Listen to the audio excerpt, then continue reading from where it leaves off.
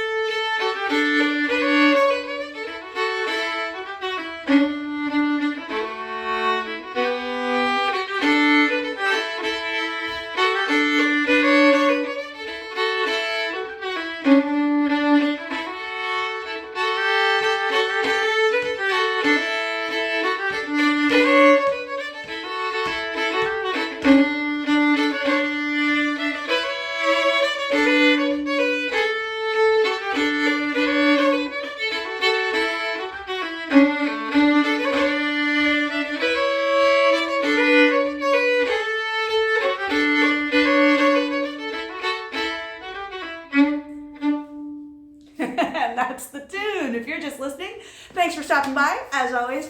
And if you're ready to learn it, you know how this works. Let's dive in. So yeah, you can tell how this is a tune that would really get stuck in your head, would really make people want to groove, like chill out dance. I'm sure you're grooving just listening to it. I'm grooving hearing it.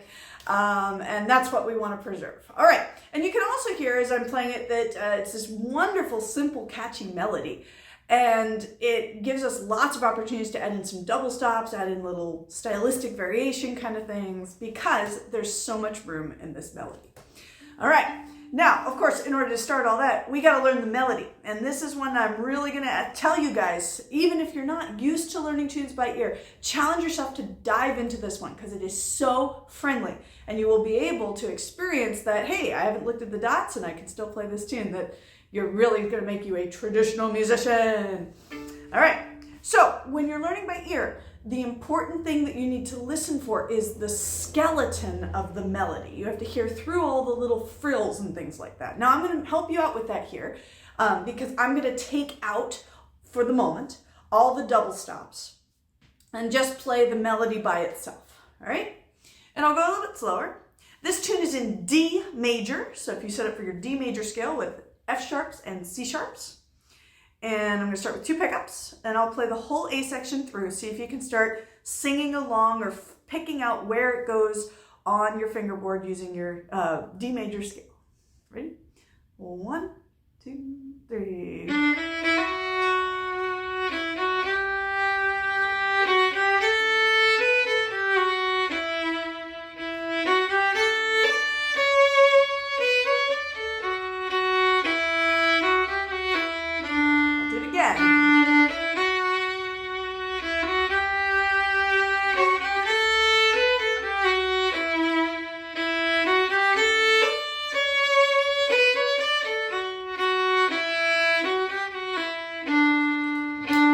That's 2 A's. Now, usually in Tune of the Month tunes, they have that kind of standard form that we talk about where there's a part 1 theme that comes back, twice right, part 1, part 2 is the turnaround, part 1 comes back, and then there's an ending.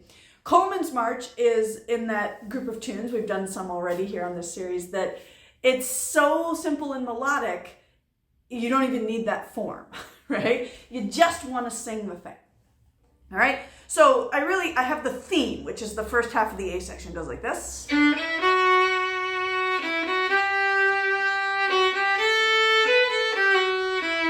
do it again. Try it with me. 2, 3.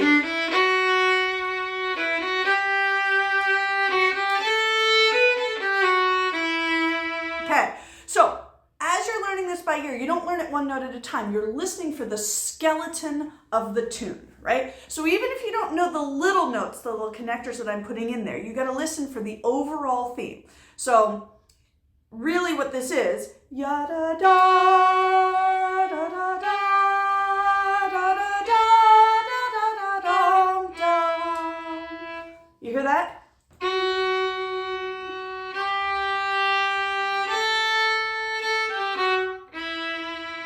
Try just that skeleton with me. Ready? Start on the third of your D major chord, which is the F sharp.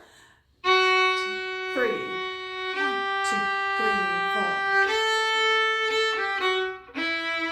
All right, and then it just goes right back down the scale.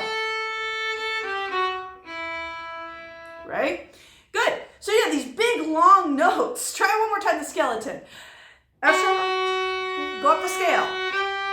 Go up the scale. Down the scale. So that's the skeleton of the theme of Coleman's March, which is really well over half the tune. It comes back a lot. So even if you don't know all the little frills, if you play that with other people's little frills, you're participating in the tune. So you've already learned the first part by ear. Now, once we have the skeleton, it's much more accessible to start accessorizing that skeleton to build it out a little bit and get a little more attuned. Because by itself, if I played that over and over, it might get a little boring if it were just by itself. So what I'm going to do is I have this, the first part is this long going up the scale. I'm going to do little pickups to each scale note. And you can hear that those are scales going up the scale, up the scale. So find where those are on your fingerboard or fretboard or holes, whatever you're playing. 1, 2, 3. 2, 3. 2,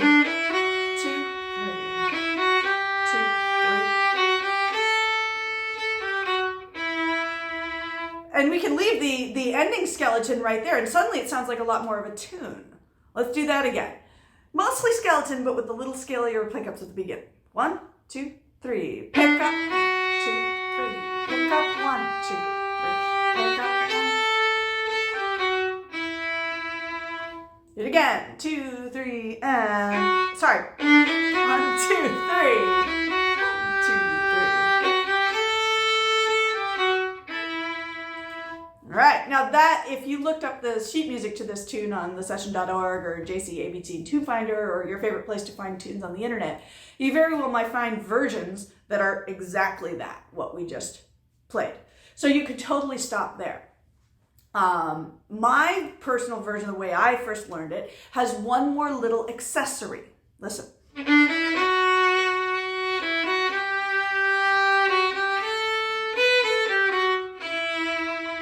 And it sounds like, whoo, that's totally different. It's because I went up a little bit. We call it popping the register in the second part.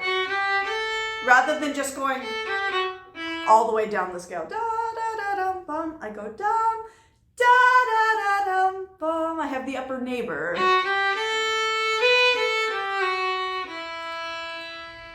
Try that with me. It adds a lot, doesn't it? Let's try the whole theme, the skeleton, decorate the first part with the pickups, the scalier, the pickups, and decorate the second part with the little upper neighbor tone. 1, 2, 3. 2, 3. 2, 3. Neighbor. There you go. Try it again. 1, 2, 3. 2, 3. 2, 3. Excellent. And you could already, if this is feeling good for you, you could already start putting in some double stop drones if you wanted to further accessorize, right? Your ear might hear when I played it through the whole thing.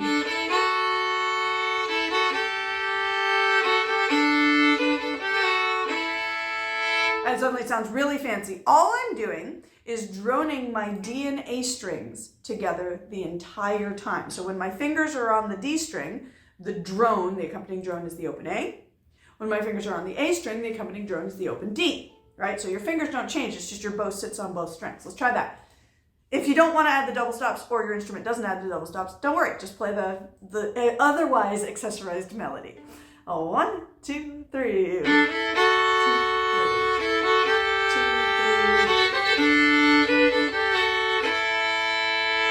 Yeah, try it again. 1, 2, 3. 2,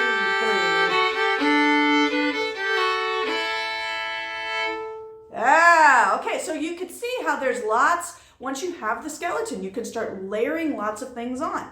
And each of these layers can become a variation for other layers, right? Like one time through, I could do the upper neighbor, da da da da dum bum, and sometimes I might choose not to do it, da da da dum bum, like we first learned it, right? We learned it as the simple skeleton, but it actually isn't that simple, or it's not the baby version at all. It's just another way to play it. And that's what you want, is to mix up multiple ways. So when you're thinking from the skeleton, not only is it easier to learn by ear, but you're setting yourself up for a lot more variated playing as you start filling in all the frills. Filling in the frills. That's harder to say than you think. All right, good. So that's the whole first half of the A section, the theme of the tune. Now, let's listen to the second half of the tune. This is the response. I'll play the whole thing.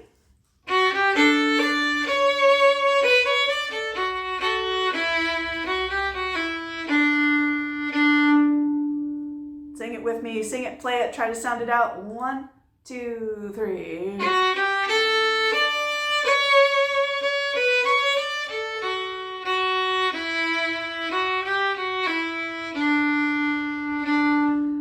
So let's find the skeleton for this first. Those pickups, right, are kind of, we don't have to do them. So the skeleton really starts here.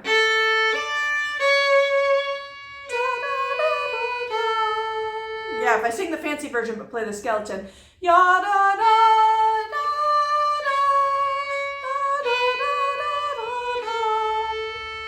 I'll play just a skeleton, do it with me.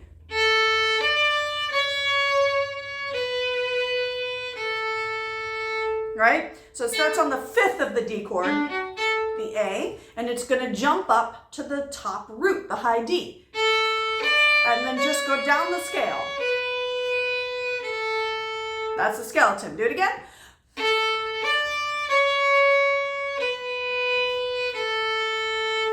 Okay, so now let's add the pickups going into the first A.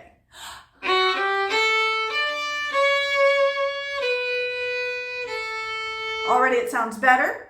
Now listen, I'm going to fill in a little more. See if you can hear on which degree of the scale is the extra accessory happening.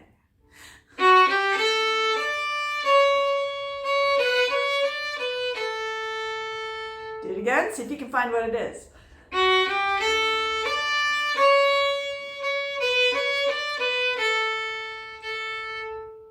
Do it again.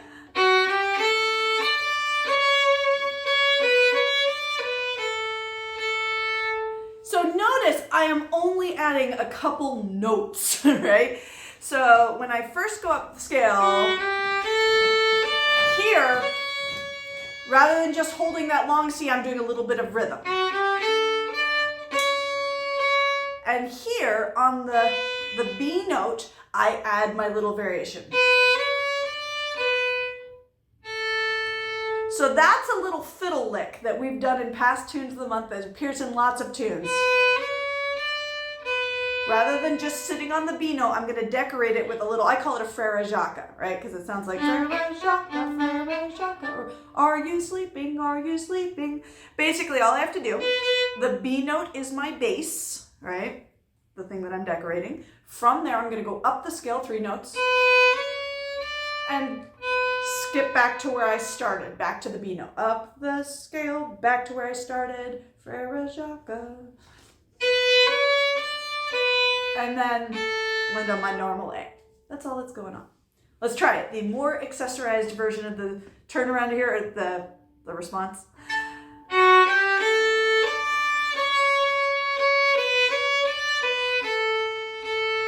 I do play that A twice.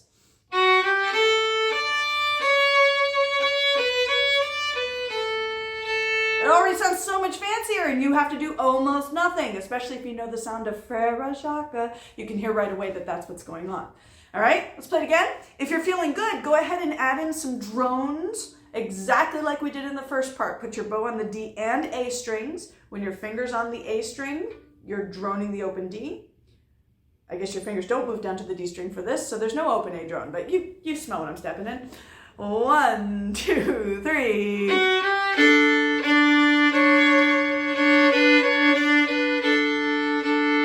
Yeah, one more time. 2, 3.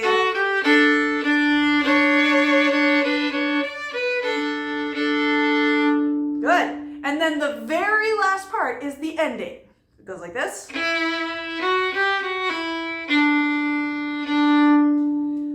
So that you can almost just hear this, the fancy version and the skeleton are so close together, it might be easier to just hear it as I'm playing it.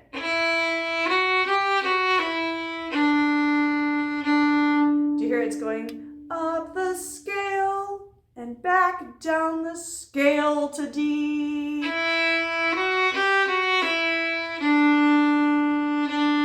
Try it again. Ending up and down the scale. The up the scale starts on the tension note, the E, and land on the root, the D. Try it again, ending.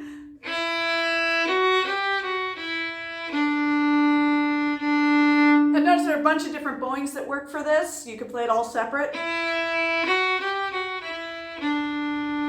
With one long D at the end. Or I kind of like to do, when I move quickly, I slur and down bow. That works too. Right? There's lots of room in this tune, so there are multiple bowings that can work out well, as long as it's comfortable and it sounds good. Try the ending again. 2, 3, and... If you're feeling comfortable, add in the drone. Same exact principle. Use the open A string. And notice that really helps escalate the tension note, resolving to the root. When you add in that drone, it adds a lot of dimension, but you don't have to get that fancy, right? And if you know the sound of the open string drone, you don't have to think too much about what it is. You don't have to see it written down. You just hear it and you go, ah, open string drone. I know how to do that. Let's do the whole second half. Put it together. We're going to do the response. Da-da-dum-ba-da-da-fa-ra-jacka-lan. And then the ending. Da-da-da-da-dum-bum. Play whatever combination of skeleton and accessories that you would like. Here I go. I'm going to play the 2 pickups. You don't have to. 1, 2, 3.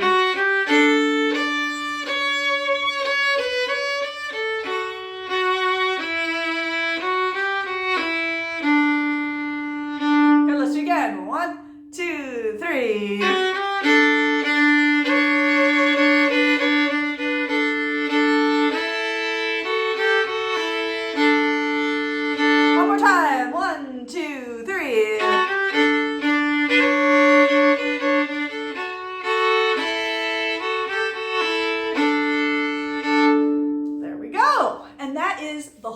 Section and more on this in a moment.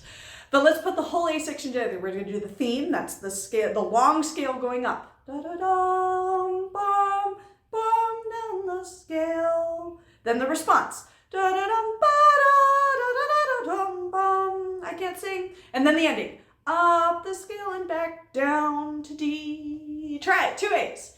Whatever accessories you like. 1, 2, 3.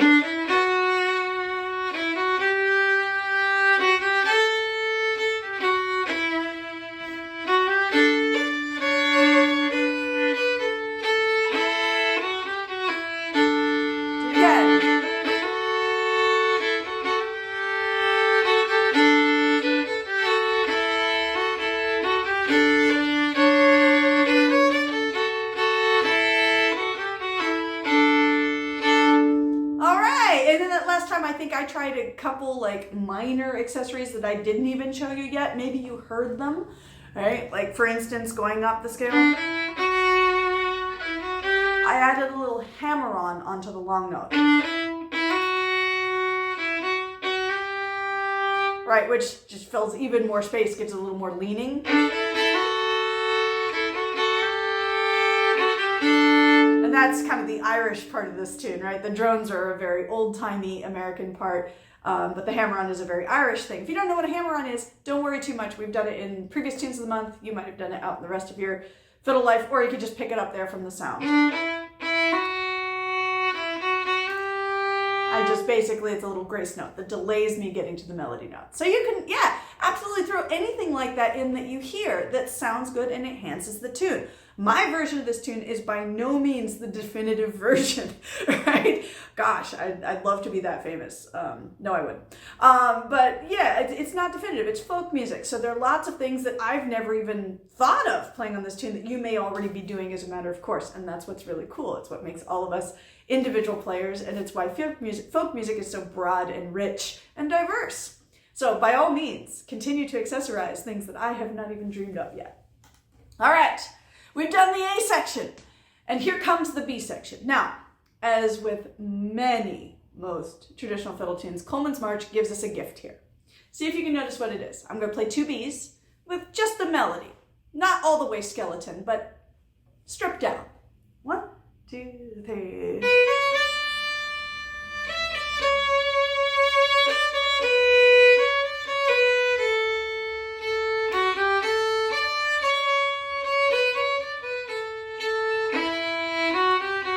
Did you spot it? Here's the repeat.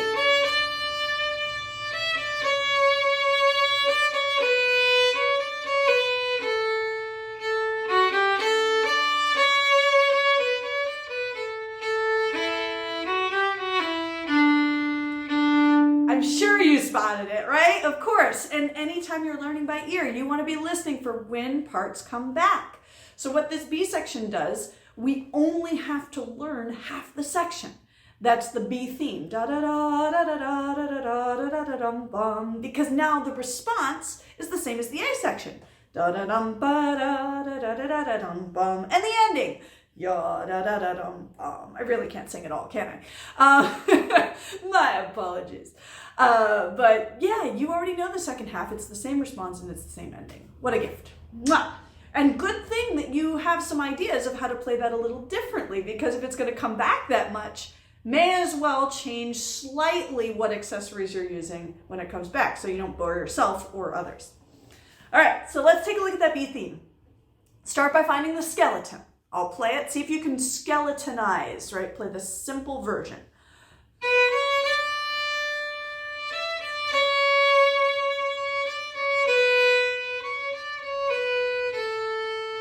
Try it again. Da da da da da da da da da da da. Ladies and gentlemen, it's a descending scale. That is it. Listen.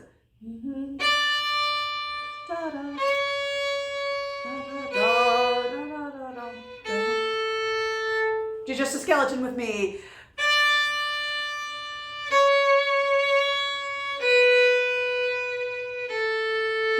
Sounds like the start of Pocketball Cannon. All right, so right away you have some ideas of how to start accessorizing this from the previous section. We could put in those little pickups, right? Sure enough. Now here, whoever came up with the version of the tune that I learned said, hey, we've been doing pickups that ascend for the ascending scale in the A section. Here the scale's descending. What if we did descending pickups? So the first one ascends, but here, and it just gives it a totally different feel. Isn't that clever? Descending pickups. Descending pickups. Try that again. 1, 2, 3. Ascend. Descend. Descend. All right, so that front part's sounding awfully good. It makes it, when we just sit on that long B note, makes it a little empty. So even if you didn't know what the pitches that change were, you could just make some rhythm on that B note, like this. 2, 3, 2, 3. well, that sounds like a real tune. Try that. And you could do my rhythm, or you could just do something like it on your own. We don't totally have to match. It's folk music. 1, 2, 3. Descend, descend, rhythm. Yeah, do it again. 1, 2, 3. Ascend, descend, descend, rhythm. Yeah, that could work just great. And in fact, look this up on your favorite internet tune source, or like an old-fashioned paper tune book if you're a nerd like me. I got a whole shelf of them. You may find a version that looks exactly like that of this tune. That is not illegitimate at all. But let's say we wanted to accessorize even further. You can hear there's room for stuff in there. So here's the version I like. Descend, descend. Now, if that sounds familiar to you, you're right. Where do you know that from? Play the ending. The ending of the A section, remember that? Okay, now, string players, bowed string players, you're ideally situated for this. Other instruments, you may have to adjust your version of this, but string players, take the ending and just hop over to the A string. It's exactly the ending, just up a perfect fifth. What a clever way to accessorize this. So let's put the whole B theme together with the little pickups and then the transposed ending to fancy up the last bit of that. 1, 2, 3, ascend, descend, descend. Play the end, but on the A string. Yeah, do it again. 1, 2, 3. 2, 3. 2, 3. Awesome. Now guess what? You're done. You know the next part. Response. Ending. Whole B section. Theme. 2, 3. Descend. Ending. Respond.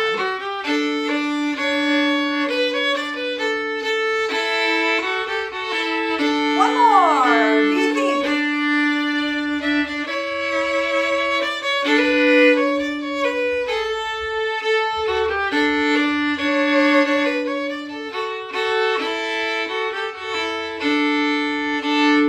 Yeah. So I was adding some drones in and that B theme once we got comfy. Hopefully you were too. I'll show you one thing you probably noticed when you played this B theme. D open drone works great. Now that open drone, it's okay, but sitting on that long C sharp, what it's doing is it's implying instead of a D chord, the home chord, it's implying an A chord, the 5 chord. So it sounds really good. Instead of droning your open D string, adjust your bottom note to be part of an A chord. So what I'm doing is my first finger E on the D string, and then my second finger C sharp on the A string. This interval is a 6th. We've looked at those at previous tune of the months, or you may know them from the rest of your fiddling life. This is a 6th across the string. I call it a 6th apart because my fingers are not touching, they're a whole step apart. So that will be a better voicing for the double stop on that C sharp if you want a stronger harmonic feel. We're now accessorizing the accessories, right? The double stops, we can start to choose which double stops we want to give it a slightly different pizzazz, right? So the D drone will work the whole rest of the time. Use your 6th and back to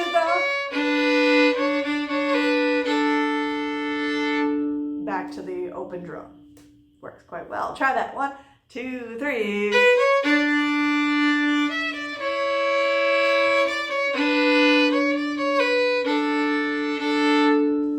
Works great. What if we wanted to accessorize even further? One thing I like to do. 2, 3.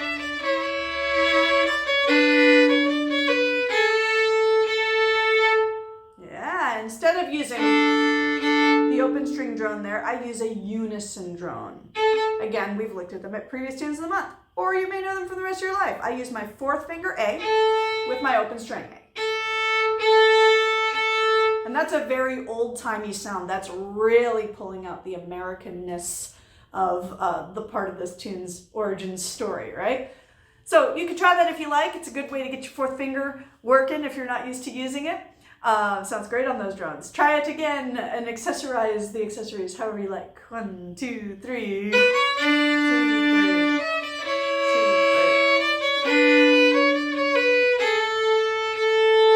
3. Yeah. All right.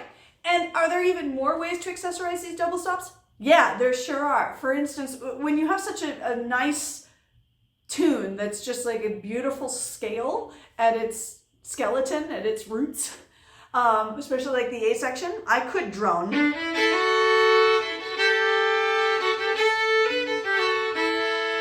But you might have heard when I played through the tune at the beginning of this video, I also was doing.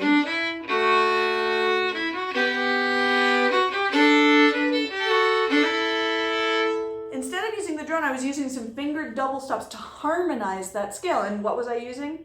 Sixth, of course. So for just like what we did in the B section a second ago, for the F sharp second finger, I'm going to harmonize that with a sixth below my first finger over on the G string.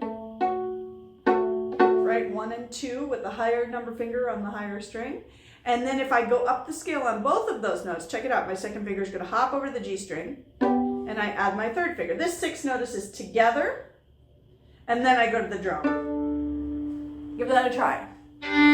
Sixth below, sixth below, back to the drum.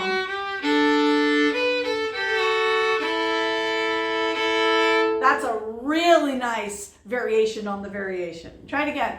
Use the harmonized sixth. 1, 2, 3.